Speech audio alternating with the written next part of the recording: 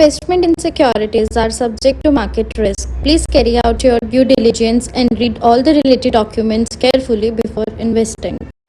Channel को subscribe करना ना भूलें और हमारे ताज़ा वीडियो सबसे पहले देखने के लिए बेल आइकन को दबाएं।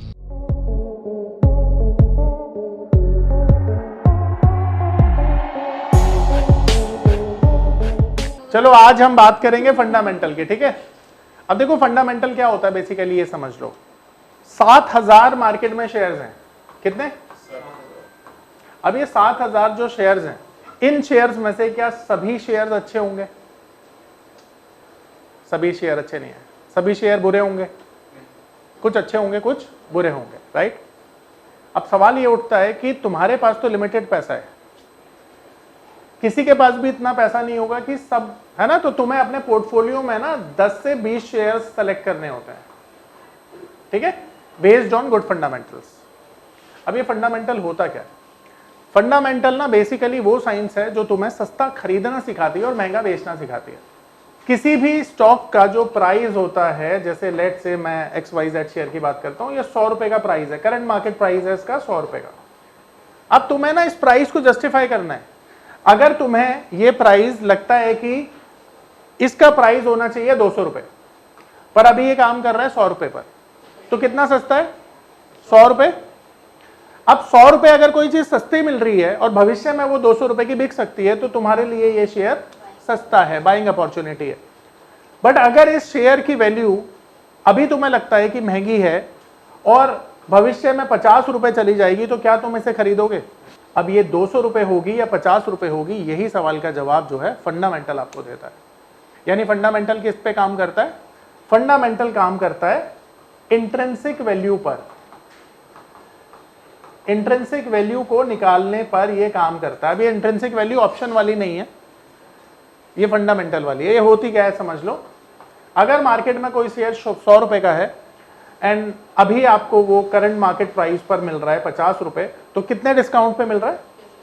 तो ये जो डिस्काउंट है ना, ये मिल रहा है अभी तुम्हें 50 rupees. This is called intrinsic value, यानी 100 इज इंट्रिंसिक वैल्यू और डिस्काउंट क्या हो गया? 50 रुपए। तो ये सस्ता जो खरीदना सिखाता है, ये फंडामेंटल सिखाता है, ठीक है, और इसी पर आप काम भी करते हैं। अब सवाल है इंट्रिंसिक वैल्यू को कैसे निकाला जाता है, तो हमारे पास we have a number of ways to find out the intrinsic value of the share. तो वो चीजें मैं आपको ड्यूरिंग द क्लासेस बताने वाला हूँ, ठीक है। पर नॉर्मली ना फंडामेंटल के बारे में आपने सुना होगा, it's a very boring subject. होता क्या है कि कैलकुलेशंस हैं, रेशोज हैं, वो सब नहीं पढ़ने वाले हम इसमें। इसको इतना इंटरेस्टिंग बना दिया है मैंने कि मैं तुम्हें ये इस तरह से सिखाने वाला हूँ कि तुमको ट्रेडिंग भी बड़ी आसान लगने लगेगी, राइट। कहते हैं फंडामेंटल का ट्रेडिंग में कोई यूज नहीं होता, तो उस यूज को भी मैंने यहाँ पर डाला है, ठीक है। तो हम फंडामेंटल में पढ़ेंगे क्या, यानी किस कंटेंट के बारे में हम पढ़ने वाले हैं, तो उसको डिस्कस करते हैं। तो हम सबसे पहले पढ़ेंगे global research events sector analysis. नमस्कार दोस्तों, क्या आप स्टॉक मार्केट में शुरुआत करने का सोच रहे हैं और क्या आपको यह समझ में नहीं आ रहा है कि आपकी शुरुआत कहां से होनी चाहिए? तो मैं आपको एक ऐसा कोर्स सजेस्ट करने जा रहा हूं जो आपकी लाइफ चेंज कर सकता है, और मैं बात कर रहा हूं NIFM का advance level of smart investor course की, जो आपकी लाइफ चेंज कर सकता है। जी हां, आपने सही सुना, NIFM आपके लिए लेके आया है एक ऐसा शानदार कोर्स जो आपको बताएगा कि किस तरह से आप स्टॉक मार्केट में सक्सेसफुली पैसा कमा सकते हैं। और ये कोर्स है advance level of smart investor. Advance level of smart investor course आपको हर छोटी से छोटी और बड़ी से बड़ी मार्केट की बारीकियों के बारे में जानकारी देता है, और ये सभी जानकारियां आपको इस मार्केट में पैसा कमाने में बहुत ज्यादा मददगार साबित होती हैं। तो इस कोर्स को करने के बाद आप मार्केट में सक्सेसफुल ट्रेडर और सक्सेसफुल इन्वेस्टर बन सकते हैं।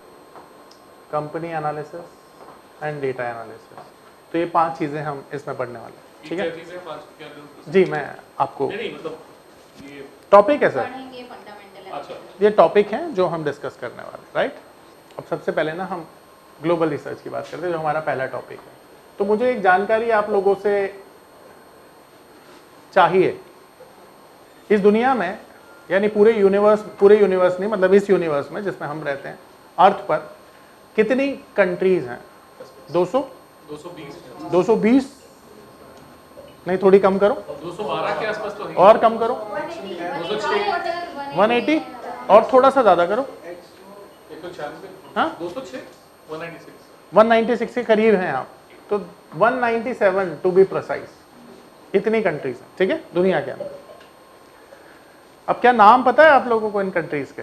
अगर मैं बोलूंगा नाम बताइए तो मुश्किल से नहीं, ज्यादा बोल देंगे, 25-30 बोल देंगे, ठीक है, और थोड़ा और कोशिश करेंगे तो शायद 50 भी बोल दें, पर उससे ज्यादा शायद ना बोल पाए। तो पता है आपको कि आप दुनिया की सारी कंट्रीज के नाम क्यों नहीं जानते हैं? क्योंकि आपके लिए इंपॉर्टेंट नहीं है। इस दुनिया में 800 करोड़ लोग से ज्यादा रहते हैं, यानी 800 करोड़ लोग से ज्यादा इस दुनिया में रहते हैं। क्या हम सबको जानते हैं? नहीं, क्योंकि जरूरी नहीं है। बहुत से एग्जाम्पल हो सकते हैं, जरूरी नहीं है। अब ये मैं क्यों आपको बता रहा हूं ना, इसका एक रीजन है। रीजन ये है कि दुनिया में ना 197 कंट्री होने के बावजूद हम नाम नहीं जानते, क्योंकि हमारे लिए जरूरत ही नहीं पड़ी। पर हमें बचपन से पढ़ाया गया है कि आपको सोसाइटी की जरूरत है। तो बचपन से हमें क्या सिखाया गया कि आपको सोसाइटी की जरूरत है। क्यों है सोसाइटी की जरूरत? जिंदगी जीने के लिए। बीमार होते हैं तो डॉक्टर की जरूरत पड़ती है, सोसाइटी का ही तो पार्ट है। तुम अपने आप को कैसे ठीक कर सकते हो? तो यही एग्जाम्पल क्या दुनिया पर लागू नहीं होता कि 197 जो कंट्रीज हैं किसी ना किसी तरह से एक दूसरे की हेल्प कर रही हैं? गाड़ी चलाते हो, गाड़ी किससे चलती है? पेट्रोल से, डीजल से, यानी फ्यूल से। फ्यूल कहां से आता है? जमीन से आता है। जमीन तो आपके यहां भी है, जमीन तो दुनिया में भी है, पर क्रूड ऐसा क्यों है कि बहुत कम देशों में पाया जाता है? हमारे देश की पॉपुलेशन है 145 करोड़, तो 145 करोड़ की पॉपुलेशन को जितना ऑयल चाहिए उसका केवल 15% हमारे देश में प्रोड्यूस होता है। 85% ऑयल हम इंपोर्ट करते हैं। तो अब जब ये ऑयल इंपोर्ट किया जाएगा तो कहां से किया जाएगा? रशिया से किया जाएगा, अमेरिका से किया जाएगा, ओपेक कंट्री से किया जाएगा। तो कहने का मतलब ये है कि जब ये ऑयल इंपोर्ट ही किया जाएगा और इंपोर्ट करने वाली कंट्री हमें ना कर दें कि जी हम नहीं देते, तो दुनिया चल पाएगी? सिविल वॉर हो जाएगा हमारी कंट्री में। फिर संचित मेरे को तेल देने आएगा और बोलेगा सर 1-2 बारी तो आपका लिहाज करना ही पड़ेगा, आप मेंटोर हो मेरे। फिर मैं बोलूंगा रोज संचित को, भैया आजा तेल देने, तो बोलेगा सर आज माफी चाहूंगा। ऐसी होगा? सिविल वॉर हो जाएगा, ध्यान रखना। तो सोसाइटी की जरूरत क्यों है हमें? क्योंकि एक दूसरे की जरूरतें सोसाइटी मिलकर पूरी करती है। तो ठीक उसी तरह से ये जो 197 नेशंस है ना, इनमें से कुछ कंट्रीज ऐसी हैं जिनको भगवान ने बहुत सारी चीजें ब्लेस की हैं, तो वही ब्लेसिंग बनकर ये एक दूसरे के काम आती हैं। जैसे हमारा जो भारत देश है, भारत देश सबसे बड़ा प्रोड्यूसर है, आप लोगों को पता होना चाहिए। किसका? एग्रीकल्चर और टेक्सटाइल, है ना। टेक्सटाइल को थोड़ा साइड में रखते हैं, एग्रीकल्चर को करते हैं। एग्रीकल्चर में बहुत सारे प्रोडक्ट्स हैं जिनको हम एक्सपोर्ट करते हैं। तो अगर ये मान लीजिए कि दुनिया को हम टी एंड कॉफी या कॉटन ना दें, ये पावर ऑफ नंबर थ्योरी इतनी बेहतरीन थ्योरी है कि इसे करने के बाद आप एक अलग अनुभव करेंगे और आपको लगेगा कि शायद इसी चीज की आपको तलाश थी। बहुत सालों की ट्रेडिंग के बाद, इन्वेस्टिंग के बाद आपको शायद ऐसे प्रोडक्ट की जरूरत थी जो मार्केट में आपको वो कॉन्फिडेंस दे पाए, जिस कॉन्फिडेंस के साथ आप रोज पैसा कमा पाए और जितना आप चाहें उतना पैसा कमा पाए। तो हमारी ये जो पावर ऑफ नंबर थ्योरी है, ये आपको आपकी सभी इच्छाओं को पूरा करने के लिए है। और आप देखेंगे कि इस थ्योरी को करने के बाद जो आपका कॉन्फिडेंस है, आपकी जो एक्यूरेसी है, आपकी जो क्षमताएं हैं मार्केट से पैसा कमाने की, वो बहुत ज्यादा बढ़ जाएंगी। और आप देखेंगे कि जो आपने आज से पहले अनुभव नहीं किया था अपनी ट्रेडिंग के दौरान या इन्वेस्टमेंट के दौरान, आप इतना बेहतर अनुभव करेंगे इस कोर्स को करने के बाद। तो आधी से ज्यादा दुनिया चाय नहीं पी पाएगी, ये तो सच है, आप समझ पाएंगे। टी एंड कॉफी बहुत हद तक हम सेकंड लार्जेस्ट प्रोड्यूसर हैं दुनिया में, तो काफ़ी हद तक हम वो करते हैं, एक्सपोर्ट करते हैं। एंड कॉटन भी करते हैं, स्पाइसेस भी करते हैं और बहुत सारी चीज़ें, ठीक है, जिसको हम एक्सपोर्ट करते हैं। अब दुनिया की ज़रूरत क्यों है हमें, ये अभी समझ में आया आपको? दुनिया की ज़रूरत हमें इसलिए है ताकि एक दूसरे का सर्वाइवल हो सके, ठीक है। जब भी पहली किसी कंट्री का नाम आपके दिमाग में आता है तो कौन सी कंट्री के दिमाग में, आई मीन आपके दिमाग में उस कंट्री का नाम आता है? देखो मैं ना 3 बोलूंगा तो तुम सब ना एक नाम लोगे, और मैं बोलता हूं कि हमने 80% सेम ही नाम लेना है, किस लेवल पे? और ये नहीं कि कुछ अलग से लेना है, जो दिमाग में आ रहा वही। जब मैं 3 बोलूंगा तो हम सब एक कंट्री का नाम बोलेंगे और मैं भी बोलूंगा, ठीक है? एक साथ 1 2 3। अमेरिका। अमेरिका नहीं बोल, क्योंकि बचपन से ही ना हमें बताया गया है, हमने सीखा है, हमने देखा है कि दुनिया की सबसे बड़ी इकोनॉमी अमेरिका है। तो क्योंकि जो नंबर 1 है ना वो सबके दिमाग में सबसे पहले आता है। अब ये नंबर 1 क्यों इंपॉर्टेंट है पता है तुम्हें? क्योंकि इस नंबर 1 ने ना पूरी दुनिया को डोमिनेट करना है, और हर कंट्री क्या करना चाहती है? नंबर 1 बनना चाहती है, इंक्लूडिंग इंडिया। अगर हम विश्व गुरु की बात करें, अगर बनना चाहेंगे तो नंबर 1 बनना पड़ेगा। नंबर 1 की कहानी देखो, जितनी बनने में रोचक है ना उतनी कठिन भी है, क्योंकि शायद ये नंबर 1 बनने की कहानी ना आज से 70 साल पहले शुरू हुई थी, और अगर ये मौका हमें मिलता तो हम भी शायद नंबर 1 होते। तो अमेरिका दुनिया की नंबर 1 कंट्री क्यों बना, और दुनिया में अमेरिका का डोमिनेंस क्यों है? अगर जब तक आप ये बात नहीं समझ पाओगे ना, तब तक आगे की चीजें आप समझ नहीं पाओगे। देखो ये जो इकोनॉमिक्स है ना, बड़ी इंटरेस्टिंग सी चीज है, पर इसको समझना ना उतना ही डिफिकल्ट होता है जितना कि चाय बनाना। अब आप बोलोगे सर चाय बनाना थोड़ी डिफिकल्ट होता है, अच्छी चाय बनाना डिफिकल्ट होता है।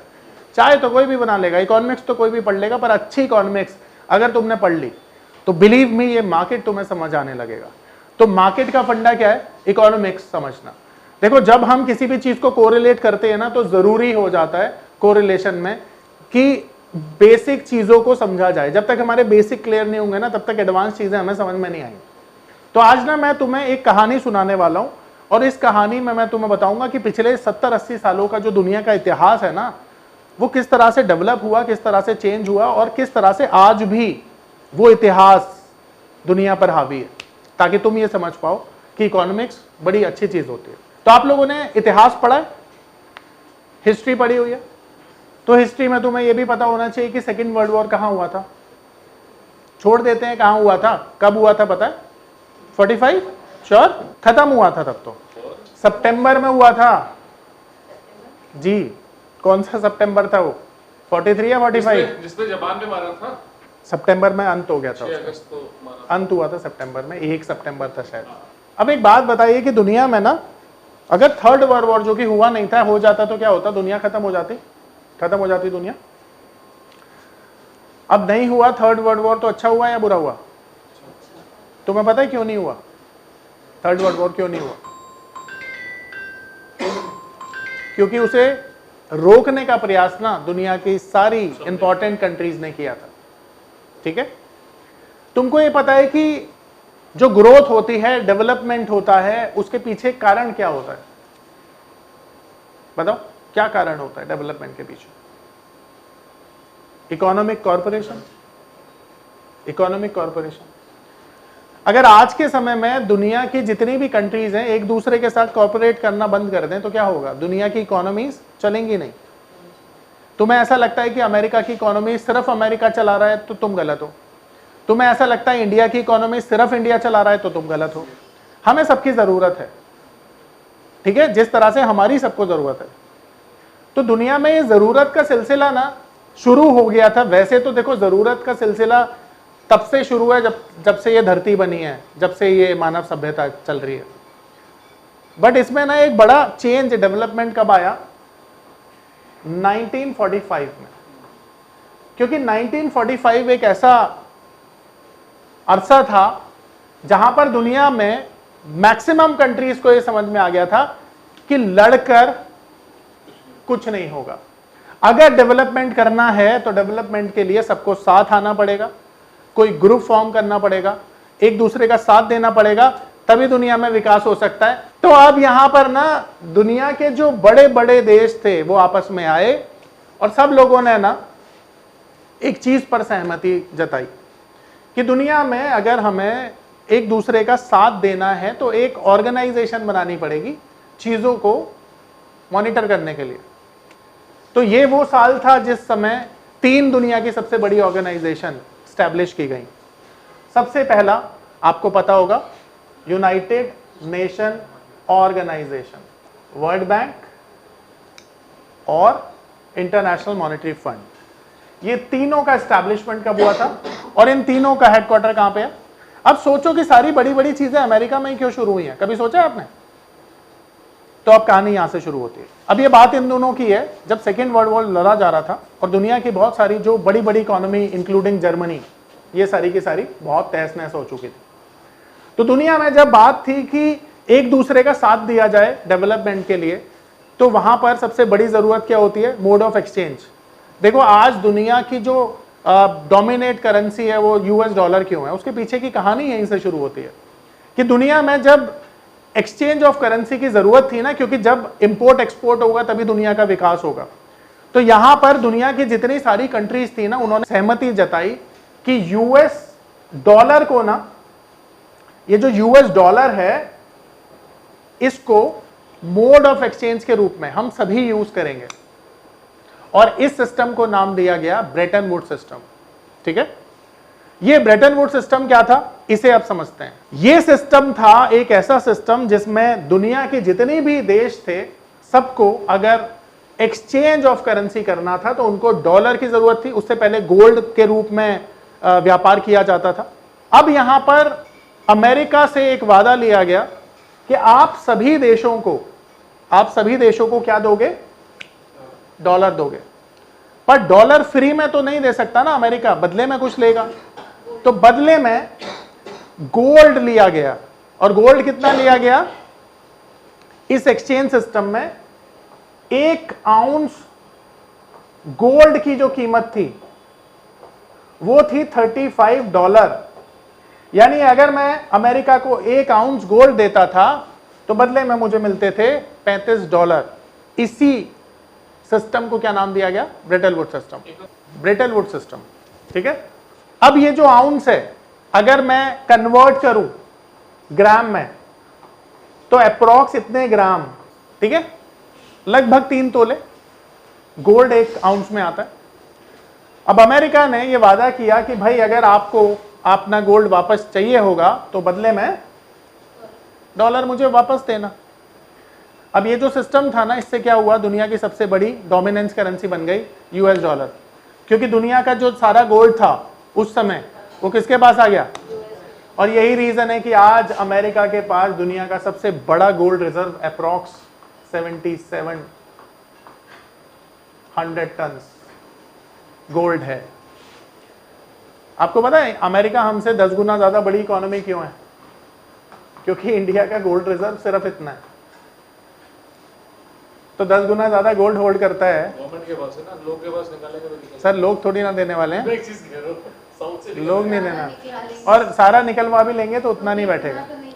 देखो इंडिया के पास हाउस होल्ड के पास 3000 टन गोल्ड होगा ज्यादा से ज्यादा।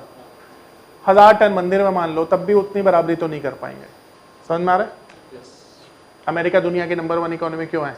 तेरे बैंक में कितना पैसा है, तेरी ताकत उससे पता चलेगी ना। तो अमेरिका के रिजर्व बैंक के पास इतना पैसा है, इतना गोल्ड है, तो उसकी ताकत उससे पता चलेगी ना। इसीलिए अमेरिकन बॉन्ड कहते हैं सेफेस्ट हैं। क्यों? क्योंकि जो इशू करता है ना फेडरल बैंक, वो कितना स्ट्रांग है इस बात की आपको जानकारी इस चीज से मिल जाती है। समझ में आ रहा है सबको?